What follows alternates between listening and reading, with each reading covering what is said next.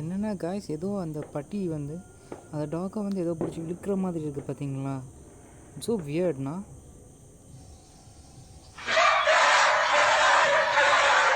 ஏதோ அமானுஷ்யமாக அதை வந்து அட்டாக் பண்ணுற மாதிரி.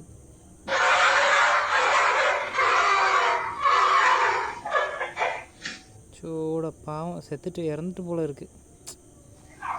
டேய் என்ன, நான் பாத்ரூம் போயிட்டு அடுத்த வருஷம் வரேன். சரி வா. என்ன கண்டுக்க மாட்டேங்கிறேன். டேய் நான் போயிட்டு அடுத்த வருஷம் தான் வருவேன். பாத்ரூம் போயிட்டு ஏடா பாத்ரூம் போயிட்டு அடுத்த வருஷம் தான்டா வருவாங்க. நீ என்னடா கேட்கணும்டா? நீ என்னடா அடுத்த வருஷம் மாடு மாதிரி வளர்ந்துருக்கியே.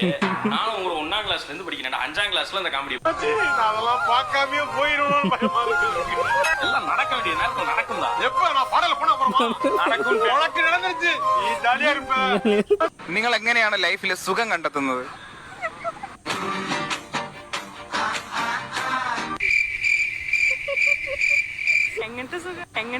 ഇപ്പൊ ഞാനാണെന്നുണ്ടെങ്കിൽ എന്റെ ലൈഫിൽ സിനിമ കണ്ടും ഫുഡ് കഴിച്ചൊക്കെയാണ് സുഖം കണ്ടെത്തുന്നത്. നിങ്ങൾ എങ്ങനെയാണ് സുഖം കണ്ടെത്തുന്നത്? അതൊരു സാഹചര്യം അനുസരിച്ചിരിക്കൂലേ. ഇപ്പം ഭയങ്കരമായിട്ട് വിശക്കുന്നുണ്ടെങ്കിൽ ഫുഡ് കഴിക്കുമ്പോൾ സുഖം കിട്ടും. പിന്നെന്താ ആദ്യം ചോദിച്ചപ്പോ വല്ലാത്തൊരു ചിരി വന്ന എന്തുവാ? ഒന്നുമില്ല.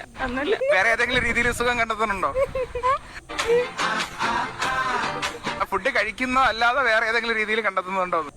ഡാൻസ് ചെയ്യും. നിങ്ങൾ എങ്ങനെയാണ് ஊர்ல இருந்து வந்துட்டேன். காசுல பசிக்குது. காசுக்கணும். எனக்கும் தான் பசிக்குது. ரொம்ப பசிக்குதுண்ணே. சாப்பிட்டு 3 நாள் ஆச்சுண்ணே.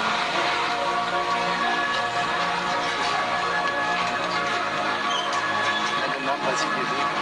10 ரூபாய் விட்டா வர வழிக்கு எனக்கு நீ வேற வந்து பசிக்குதுன்னு சார் வா பசிக்குதுன்னு வேற சொல்லிட்டு எழுப்பிட்டு வா.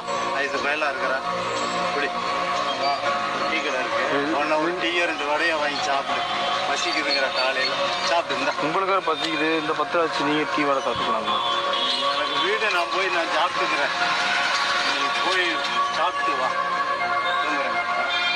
போய் சாப்பிடு. ரொம்ப நன்றி. போய் சாப்பிட்டு வா.